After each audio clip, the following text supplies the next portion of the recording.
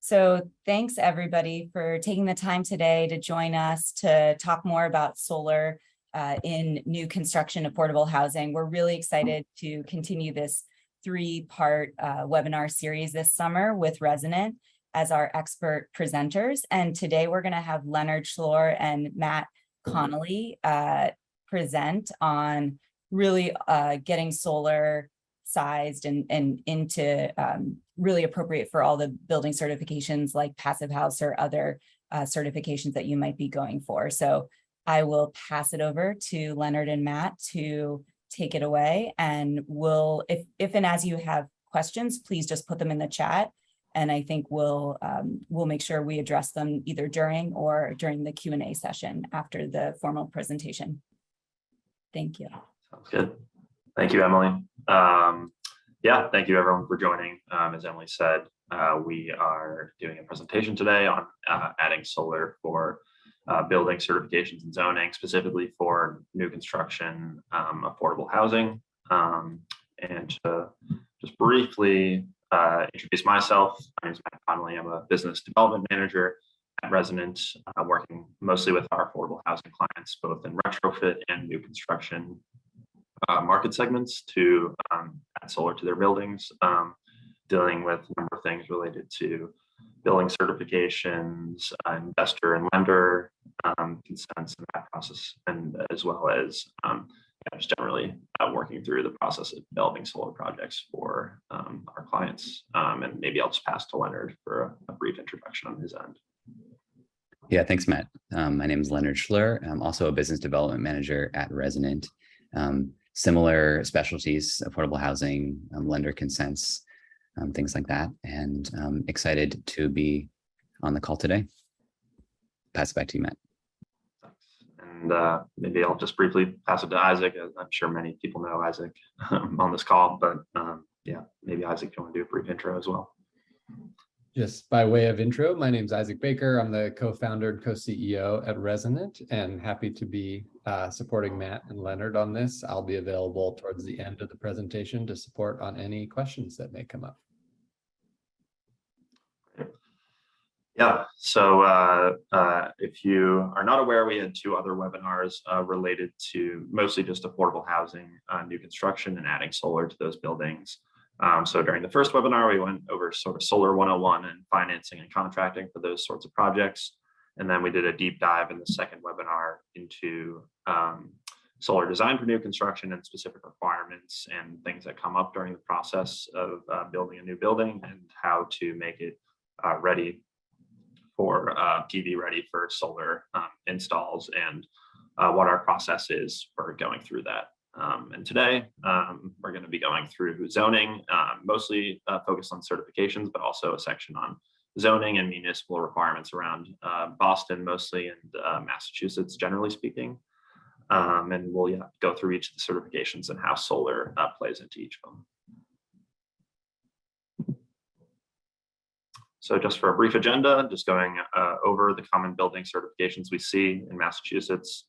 Then doing a little bit of a deep dive into Passive House, the Living Building Challenge, BERDO, which isn't necessarily a certification, but it's a requirement in Boston for a lot of new construction affordable housing, going over zoning and municipal requirements, as mentioned. And then we have a little bit of a bonus section on the Inflation Reduction Act, which I'm sure many of you have heard of, at least in passing, but has a lot of implications for solar and specifically for affordable housing, both on the solar side, but generally speaking, across affordable housing outside of solar, which we don't have a ton of expertise on, but we'll be able to go over the solar aspect of the Inflation Reduction Act and what it would mean for our projects. And then at the end, just doing a recap and then having hopefully about a 20 minute Q&A section. Just a brief reminder on who Resonant is. Our mission is to expand access to clean energy in underinvested communities. We're based in Dorchester. This is our first office, second church in Dorchester. We've since moved to an office outside of Fields Corner, mostly focusing on projects in Massachusetts with a few in New York. Our main market segments are affordable housing and nonprofits and some small commercial. And our mechanics, we just aggregate solar projects for low cost, high quality installations and impact financing and more we're getting into the new construction field, which has been a specialty we've been developing over the past 2 to 3 years. So yeah, just an overview of common certifications. Passive house is the most common one. You see in Massachusetts a lot of new construction affordable housing, and the one that a lot of developers will tend to move towards, as I'm sure many people in the webinar are aware of, that there's a lot of financing implications with going with passive house, and it's a great way to essentially try to make buildings as green and carbon neutral or less carbon intensive than normal buildings. There's also LEED, which we don't see as much of, but LEED is probably the one that most people have heard of, at least in passing. We won't go too much into LEED because we just don't see it as much in new construction affordable housing, but we'll briefly touch on it. Living Building Challenge is another one we'll do a little bit of a deep dive into, which may not be super common in affordable housing, but is definitely an up and coming certification that we see from time to time.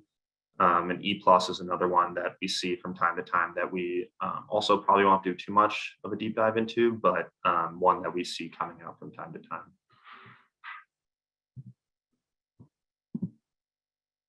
Yeah, and so to dive into passive house a little bit, what is passive house? Just generally speaking, passive house refers to an approach to the design of highly energy efficient buildings.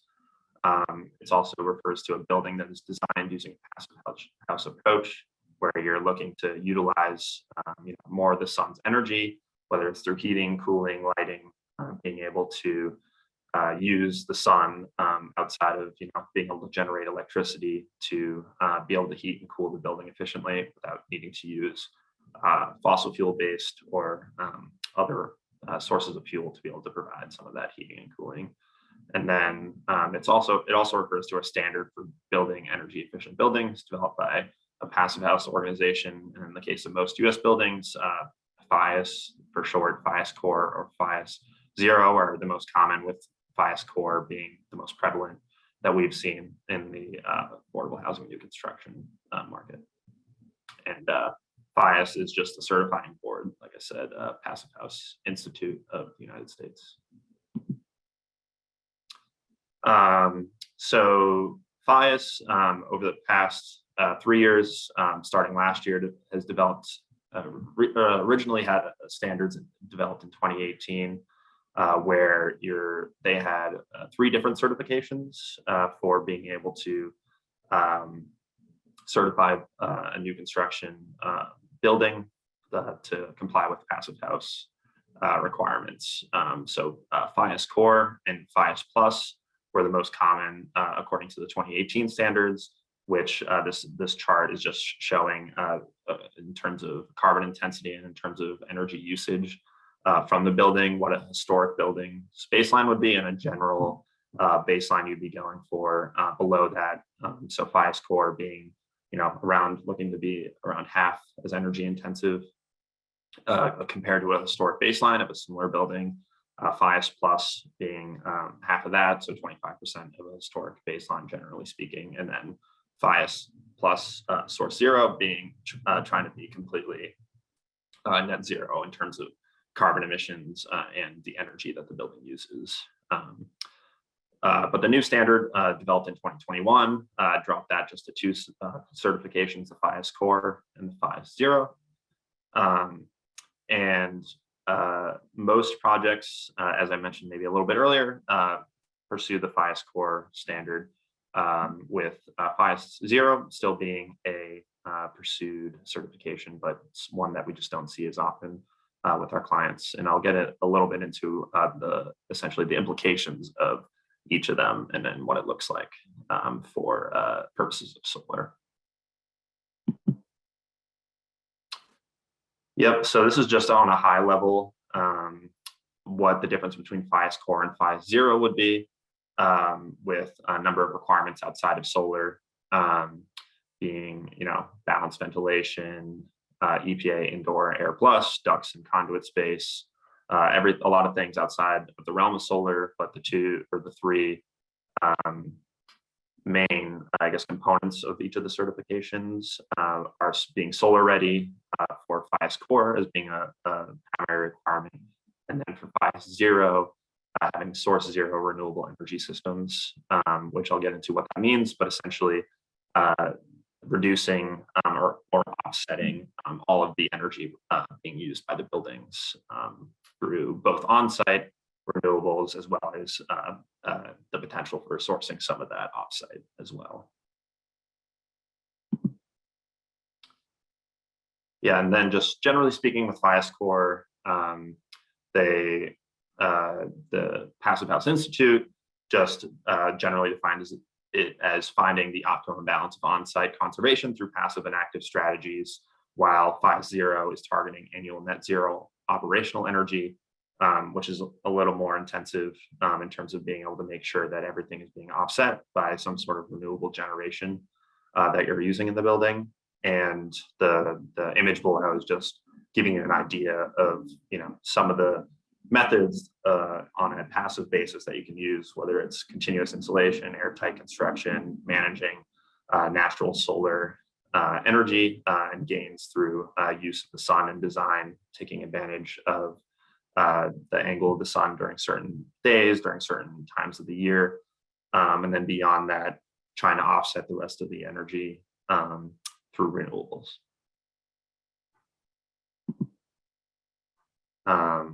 And this is just a graphic that I grabbed from a webinar that Passive House Institute has done before, but essentially looking at it as a pyramid of different strategies that you can use when building a passive house building, and where PHIUS Core solar is not necessarily required, but if you're looking for, but definitely heavily encouraged, but for PHIUS Zero, you definitely need both on-site and likely off-site, depending on the size of the building, renewable energy generation to offset the usage of the building.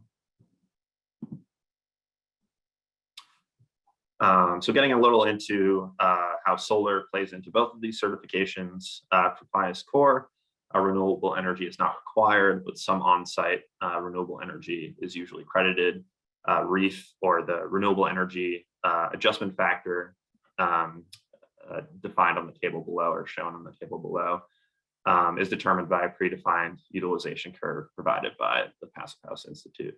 So essentially, when you're looking to get, each building is designated, usually it's on a per kilowatt hour per person per year basis, target you're trying to reach. That is usually determined, like I said, from some sort of, or not from a utilization curve on the renewable energy adjustment factor, but outside of the scope of that, through the Passive House's general process, you usually will come to a number that you need to reach to be able to get below a certain kilowatt hour per person per year. In the case of a multifamily building, target that you're looking to get under, and essentially the value of the kilowatt hours generated by solar will be credited to get that number lower, which I have an example that goes through that a little bit later. But essentially, the amount, or essentially the ratio of what that kilowatt hour is worth is just depending on this utilization curve provided by PHIUS. And then with the Passive House Zero certification, the adjustment factors are a little more straightforward in terms of, if you generate renewable energy on site through a solar array, it's a 1-to-1 ratio in terms of the value of it being able to offset that kilowatt per person per year number in multifamily affordable housing. And then other ways to offset the rest of your usage has a different ratio depending on where you're getting it from. So if you're doing a community solar array, it's worth 0.75 kilowatt hours in terms of relating it to the kilowatt hour per person per year total. And if you own an offsite renewable energy system, or there's another one on a different building in the same development, for example, that's also worth about 3/4, or not about 3/4 of what the standard would be compared to if you had it directly on site. Same thing goes for virtual power purchase agreement, which is usually something you would do if you purchase from a large solar array or farm. You would generate a power purchase agreement with the developer of that project, and then green ERECs being worth the least amount, about a fifth, if you're looking to offset some of your usage that way. I won't go too heavily into this, but essentially this is a bit of the calculation that goes into it in PHIUS Core versus PHIUS Zero. And I guess I should also flag that in this previous slide that for PHIUS Core, the only generation that counts, which is a new thing as a part of PHIUS 2021, is that you cannot use any offsite renewables to count towards bringing down your source energy usage, which is different from the 2018 certification. And this just goes through the calculations of how you get to essentially the offset to your source energy, the source energy being the amount of power you're using in the specific building. And for the US, in this grid electricity source energy factor section, 1.8 is the number you use, which is just essentially a measure on a broad basis of the cleanliness of the US grid in general. And it doesn't matter what region of the country you're in, 1.8 is the standard across the US. So going through an example project, this is one of our projects that is going for the PHIUS 2018 core certification, which is, as I mentioned a little earlier, a little different in the fact that they just have a flat rate of 5,500 kilowatt hours per year per person for residential family buildings. For 2021, it's different in the sense that you have to make that calculation based on a number of different factors, building size, region, number of units, square footage, things like that. But for PHIUS 2018, it's a 5,500 kilowatt hour per year per person flat rate. And in this project, this is just showing the different heating demands and cooling demands of the building. And ultimately, this number, the 6,344, this is not considering solar, 6,344 kilowatt hours per person per year when no solar is added. So for this project, they needed to get under that 5,500 kilowatt hour per year per person number, and they were about closer to 800, 900 kilowatt hours above that. But when we looked to add solar, there's an estimated 35,000 kilowatt hours per year of solar electricity generated by the PV array being installed on this building. And as a result, we were able to get under that number, that 5,500 kilowatt hour per person per year requirement to receive that PHIUS 2018 core certification. So it's definitely a very high level example, but giving you an idea of how solar can be able to bring down that total and make projects feasible for that certification. And like I said, that number differs with the 2021 certification. So getting into the living building challenge, which, as I noted earlier, a little less common in the affordable housing market, but still definitely prevalent with some of our projects. But the basics of it, it's a building standard with compliance based on actual rather than modeled or anticipated performance. And projects need to be operational for at least 12 months prior to audit to verify their compliance. And any sort of building project can be eligible. It doesn't have to be affordable housing, but in this case, they definitely do have a broad range of multifamily projects. And essentially through that program or through the certification of getting a living building challenge building, you need to address all 7 of their their petals through their core imperatives. And there's 2 certification types. You can either go for a full certification where you're addressing all 7 of the panels or petals, I keep saying petals. And then the petal certification requires you just to address a core imperative in addition to whatever selected petals you're looking to go for. So to show each of those 7 petals, and you can find more information. We've linked the source once these slides go out to the Living Building Challenge 4.0 standard.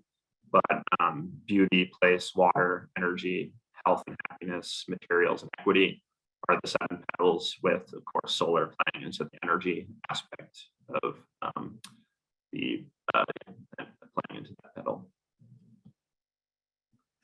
And this is a long list, but essentially there's 20 imperatives across the 7 different petals, with the items, or the list items with the circle next to them, being core imperatives. And for solar, you're specifically looking at the energy petal with the 2 imperatives, energy and carbon reduction, as well as net positive carbon.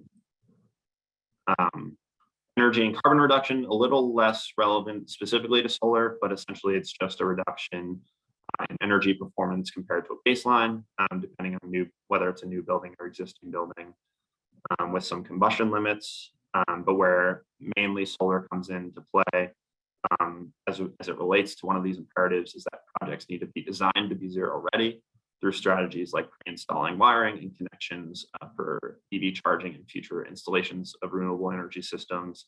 And all projects must supply 105% of their projects needed through on-site renewable energy on a net annual basis without the use of combustion. So essentially, these projects need to be producing 5% more than the building itself needs, and all major energy end uses need to be sub-metered as well. That could be commercial refrigerator, for example, would need to be sub-metered. And one thing the Living Building Challenge really flags is they have a red list of materials that aren't allowed to be used in the construction of the building. Oftentimes, pretty much in 99% of cases, solar needs to receive an exemption or an exception of the red list, because usually there are some banned materials that are in many solar components, and it's just something you can't really avoid. And so you need to apply for an exception, which is usually granted in most cases when it comes specifically to solar. And I think that's it. Yeah, I think we're going to pass off to Leonard to go over BERDO. And just let me know when you want me to move slides, Leonard. Great. Thank you so much, Matt. So now we'll move from building certifications to more policy-based requirements, starting with the Building Energy Reporting and Disclosure Ordinance, which is known as BERDO. So many of you are likely familiar with BERDO if you aren't already required to abide by it in some capacity with your current buildings. So generally, buildings, according to the city of Boston, account for over 70% of emissions in the city. And so BERDO is designed to reduce those over time, all the way to net zero by 2050. And BERDO requires large buildings to first start reporting their emissions and then to fall below a gradually reducing emissions standard, or risk significant fines that really are not worth paying. So I'll note that while BERDO is specific to buildings in the city of Boston, similar programs either already exist or are likely to be replicated across the state and across the country, like New York City's Law 97, which is already back in 2019, is in effect. So diving into more detail, BERDO emissions reporting has been underway since 2017 for buildings with more than 35 units, or they also like to say 35,000 gross square feet. Starting this year, though, buildings between 15 and 35 units, or 20,000 square feet up to 35,000, are also required to report. So I'll also mention that starting this year, there's a new requirement for third-party verification. And the BERDO website, which we'll link in the slides, has a long list of the verified qualified, the various qualified folks who can serve as a verifier. So in 2025, larger buildings with 35 or more units will have to begin complying by these emission standards. And 5 years later, 15 to 35 unit buildings will also have to begin their compliance. And so we'll cover those standards exactly on the next slide. So it's a little bit of a small text here, but as you can see, these are the emission standards from 2025 to 2050. Multifamily housing here is highlighted in orange. It has just about the most stringent emissions requirements right alongside grade schools. So I'll note that if your building serves multiple uses, like has ground level retail, for example, your emissions standard will then be weighed to reflect the square footage of each building use. So you have a small amount of retail, then your emissions standard is going to go up slightly. So on the next slide, I wanted to do a quick zoom in on the standard for multifamily housing in particular. So I mentioned if your building has 35 or more units, you'll have to start complying in 2025. And if your building is between 15 and 35, you'll have until 2030 to comply, but you jump straight to that 2.4 number, which is actually kilograms of a CO2 equivalent per square foot per year. And that metric is calculated across all of your energy usage. So it includes electric and gas and water. And more energy efficient buildings are going to have a much easier time hitting these goals, but you can also meet the requirements, as Matt alluded to in some of the other certifications, by installing solar on a roof or through purchasing RECs, the Massachusetts Renewable Energy Credits. So speaking of these certifications, here's a very rough glimpse of how a new PHIUS 2018 or 2021 certified building will do according to the BERDO standards. So our friends at UTL Architecture, they've seen roughly a 1.6 to 2.1 kind of unit here of these emissions across quite a small sample size of PHIUS certified new construction. So the primary difference within this range is buildings that only used electric HVAC and appliances fared better than those that had some small amount of gas usage. And I want to emphasize that this is a really small sample size and it should definitely be taken with a grain of salt. And obviously each building will be different, but I think it's a useful range to note, especially since it would give, as that arrow indicates, those buildings some breathing room in terms of emission standards requirements over at least a decade or more. So I alluded to this a few slides ago, but the rooftop solar PV reduces your BERDO emissions factor, whether you own your panels outright or you have a PPA contract with a third-party financer. And more details on exactly how this is going to operate are still to come. We'll definitely have updates as it relates to solar as soon as they're available, and look out for a blog post on that. I think we'll have one coming. So I'll now move to more solar specific requirements for Massachusetts municipalities. We've included 4 primary municipal examples, but more are coming. And a statewide requirement in the vein of the California requirement is definitely also possible. So starting in Watertown, already back in 2018, a zoning ordinance was passed that does require solar PV on most new commercial buildings. So if your roof is over 10,000 square feet, chances are you're likely required to put solar on it. And in Boston, new building construction is required to look into solar, and the city is pushing to consider whether solar is just a blanket requirement in the future. And obviously BERDO emissions standards will likely aid in that push. Salem, as it notes here, as well as the city of Cambridge, is also considering a similar policy to Boston if the state doesn't get there before they do. So it is now time for the bonus round you've likely all been waiting for, or maybe not, but a very exciting sneak peek into the Inflation Reduction Act and how it might affect solar, especially for affordable housing.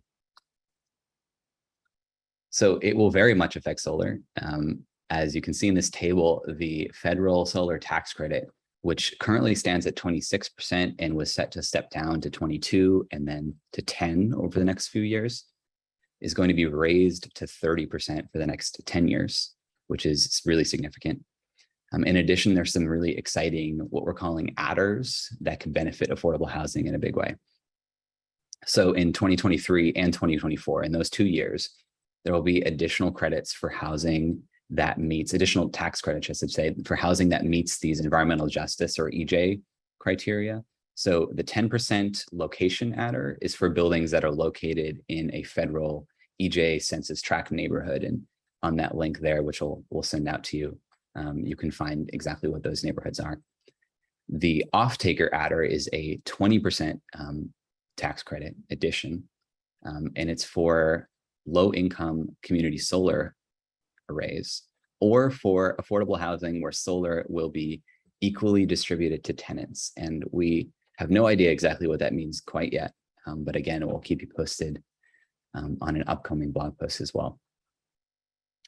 So your solar tax credit is also capped at 50% per project, which is, as I mentioned, basically double what we've had in the past few years and more than double what we would have had next year. But you can build up to 4 years after you reserve your tax credit. So you can think ahead in this case and get solar in advance and save big. So that's a lot of exciting nitty-gritty detail. My colleague Isaac, who spoke at the beginning of the call, he did a deep dive here and read basically the whole bill. So we'll have a blog post coming soon with that, with extra details there. There are also, as Matt alluded to, a lot of other non-solar related benefits for affordable housing and energy retrofits and things like that. And you can look out for those details as well. So before we end for questions, I wanted to give a quick little recap of how to work with Resonant. We went into greater detail on this in the first 2 webinars, but just a reminder, we start by collecting intake information. It then takes about 2 weeks to produce a no-cost feasibility analysis. Following that analysis, the letter of intent is signed, which puts us on retainer for design updates across a number of months. And then the contract signing is followed by installation, which is typically at the very end of construction, when the roof is finalized, HVAC, plumbing, et cetera, is all set. And so on the next slide, we have information on how we collect information for new construction projects. The link at the bottom here will also give you greater context, and we'll send this out, as I mentioned in the Q&A box, to all attendees. So also wanted to highlight the hard work that our 2 colleagues in the prior 2 webinars have done to put together some really interesting blog posts. Isaac has written about how to estimate your electricity usage before construction is complete, which is not an easy task. And Catherine Wagner, who spoke in the second webinar, wrote about solar readiness, as Matt mentioned. So I think it is now time for your questions. But before we do, I just wanted to give a quick thank you in case folks drop off to MACDC and to LISC, and especially Emily Jones, who has worked tirelessly to help get the word out to many of you and to help orchestrate this. So thank you all. And yeah, we'd love to take your questions. I see there's some in the chat box already.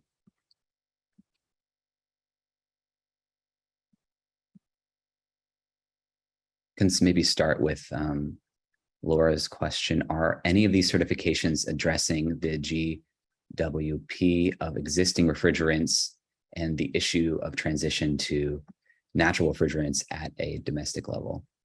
So at least, Matt, I think maybe to your living building challenge, it does.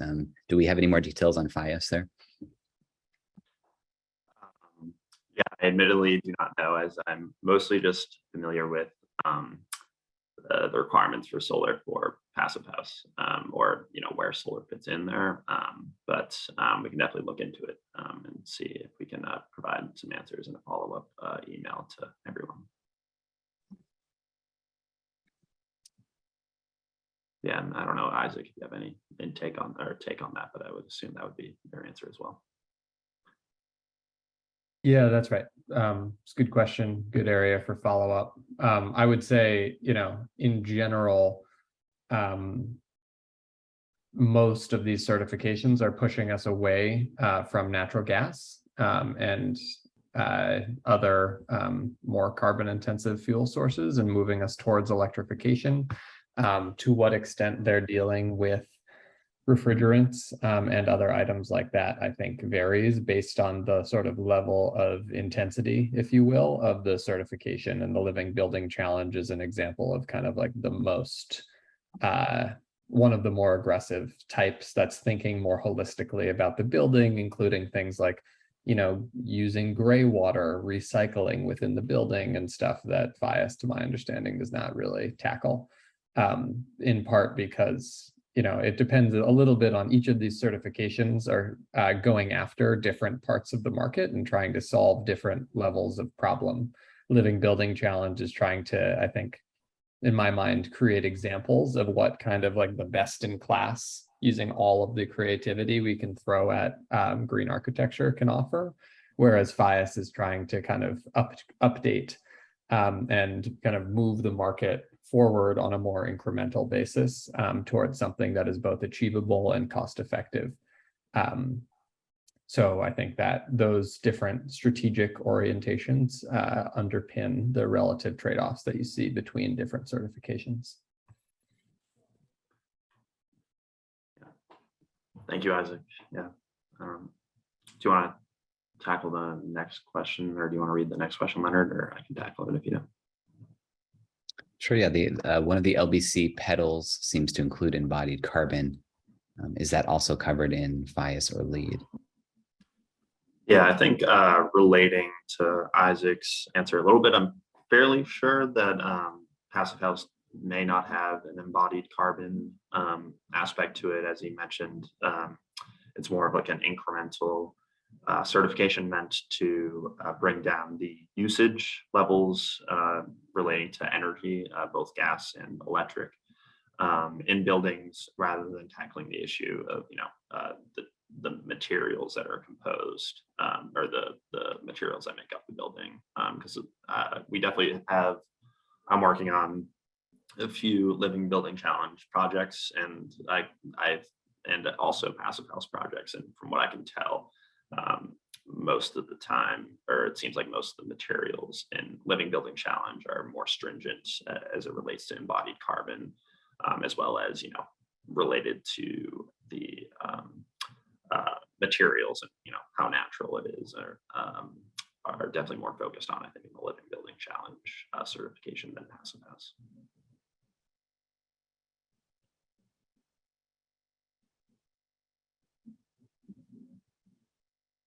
Looks like another question, whether Fitwell or the Enterprise Green Communities certifications, how they might compare to LBC. I'm not sure if you have any insight on that, but that could be another great follow-up for us as well. Yeah, I can say I'm not familiar with Fitwell. Enterprise Green Communities, I'm a little more familiar with. We were debating including that as part of this presentation, but we didn't. I would definitely say there is definitely overlap. I think it'd probably be helpful for me to read up on that and research it a little bit before providing an answer in a follow-up. But Isaac, I don't know. I saw you unmuted. I didn't know if you had an answer there. Alice, I can add to that too. Fitwell, I think, is all fully healthy housing related, so I don't think there's any solar there. But the Enterprise Green Communities criteria does have optional points for either solar ready or adding on solar. It's the criteria 5.3 area of Enterprise Green Communities criteria. And I will add just briefly that we'll definitely make a note of following up on that. And we want to make sure that we're able to, since so many folks are working with MHP and other lenders, to make sure that we're able to speak to that. And especially Enterprise Green Communities, as Matt mentioned, does come across our desk a little more frequently. And Enterprise has been kind of a funder and is pushing clean energy adoption on solar, on affordable housing broadly. So that's an area for follow-up for sure for us that we can add. And before we jump to the next question, I just wanted to highlight a comment that Isaac wrote in the chat there, just going back to the Inflation Reduction Act. And when we talked about what equally distributed might look like for that EJ adder, there would be definitely a big incentive for developers to take on the responsibility to pay tenant bills. And that's something that then also helps reduce the split incentive we have, where the developer isn't necessarily benefiting from greater building efficiency. So a good thing to highlight. Thank you, Isaac. And Isaac, I did see you actually for a moment there typing a response to Laura's climate bill in Massachusetts. Did you have anything to add there? It looks like you're muted. So just to state the question, Laura has asked, or has noted that the climate bill, which to keep all of our climate bills in order, there is currently right now the Inflation Reduction Act at the federal level, which has been passed by the Senate and is slated to be voted on by the House tomorrow and will likely become law in the next few weeks, assuming no major hiccups. The climate bill that Laura is referring to is a state level climate bill in Massachusetts that has currently been passed by both the House and the Senate and is sitting before the governor for his signature, veto, or other action. And I think he has just a handful of days to move that forward and is currently, apparently he's very frustrated with the fact that there is an allowance for 10 communities to ban fossil fuel infrastructure and new construction altogether, which was a provision he tried to get taken out of the bill.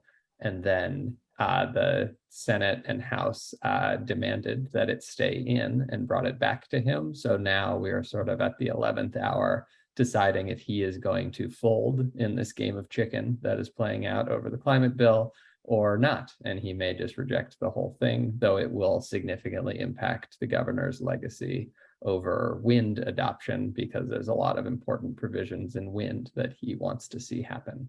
So folks are giving it about a 50-50 chance as to whether that will be adopted at this point. To Laura's point, there will be broader statewide building emissions reduction standards that are a part of that. And I guess we should say the statewide reporting will be a part of it. Right now, reductions requirements will not be a part of it, but it's a good hint that reporting is a good first step towards mandated reductions. So those will all be likely coming on the horizon. And so this BERDO, while it is currently limited to the city of Boston, is already serving as a template for statewide adoption.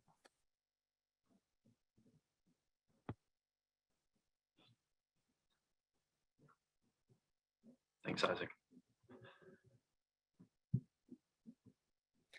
And I think while we leave a moment for some other questions to come through, just wanted to, to give some sort of broader wrap and context on this for folks who are considering new construction, affordable housing, and how best to navigate this, what may feel like dizzying array of certifications and different standards and things that one might be able to qualify for.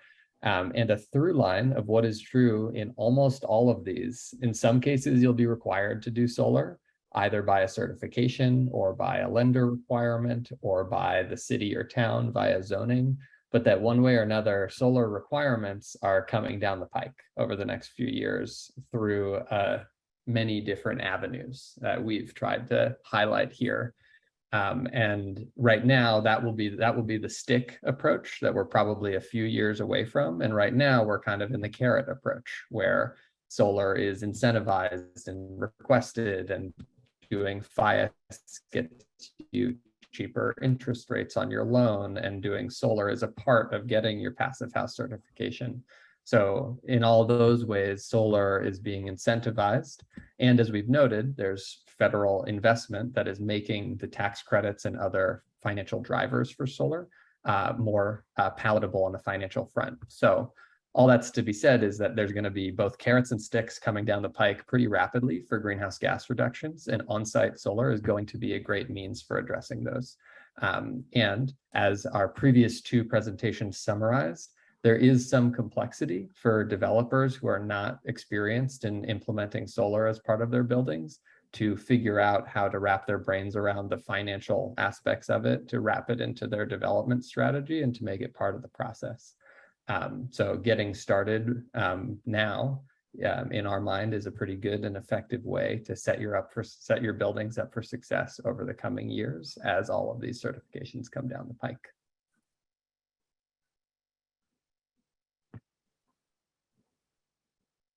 Yeah, well said, Isaac. Oh, and my last note, Leonard already highlighted this, but I will just say we are spending, and I in particular, am spending a lot of time working with developers who are considering taking on responsibility for paying for tenant bills. which even before this federal bill came into being, there were a lot of reasons to take responsibility for paying tenant meters usage related to solar, which was especially for townhouses or other non-mid-rise, but sort of more scattered styles of development. There isn't a big common area usage that solar can tie in and offset.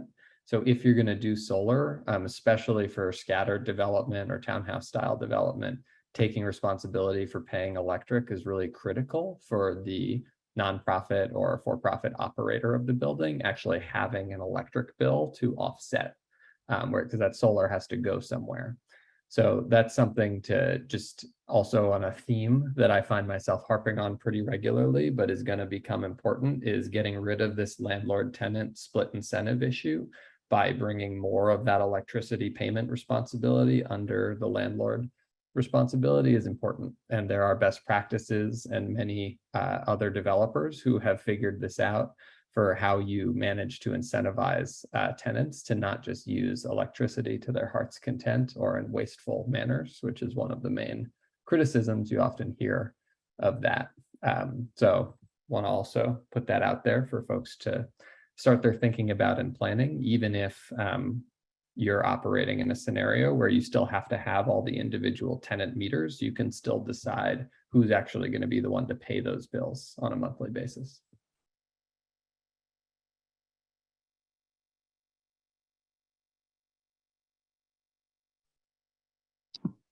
Thank you, Isaac.